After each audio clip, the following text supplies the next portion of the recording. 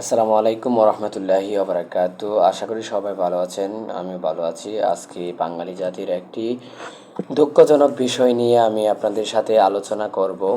সেটা হচ্ছে, আপনারা সকলেই দেখতে পাচ্ছেন যে বাংলাদেশের মধ্যে 30,000-এরও বেশি এমপিওভুক্ত প্রতিষ্ঠান রয়েছে।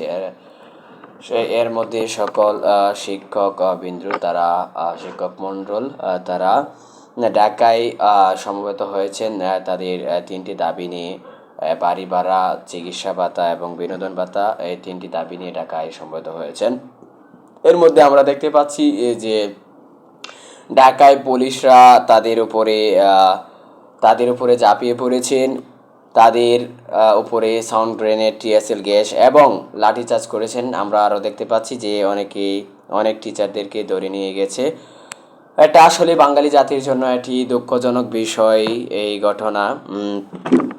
আমরা বাঙালি জাতি ভালো বিষয়গুলো চিনি না, বুঝি না, জানি না, যার কারণে বাঙালি আজ এই অধঃপতনের দিকে আছে। সো তাদের যে আমি একজন ছাত্র, আমার পক্ষ থেকে আমি বলতে চাচ্ছি এবং শিক্ষার্থীর পক্ষ থেকে আমি বলতে চাচ্ছি যে তাদের দাবিগুলো মেনে নিন, এবং যদি তাদের উপরে আর একটা লাঠিচার্জ এবং টিয়ারশেল গ্যাস, সাউন্ড গ্রেনেড, ঠিক আছে, একটা যদি আর নিক্ষেপ করা হয়, আমরা শিক্ষার্থীরা যারা আছি আমরা ঘরে বসে থাকবো না। আমরাও তাদের সাথে এই আন্দোলনে যোগদান করব এবং তাদের সাথে একত্র হয়ে আন্দোলন করব। আপনারা যারা উপদেষ্টা হয়েছেন, আশা করি অনেকেই এখানে শিক্ষক ছিলেন, তারা অবশ্যই তাদের শিক্ষকদের যে সম্মান, এটুকু আপনারা বুঝবেন।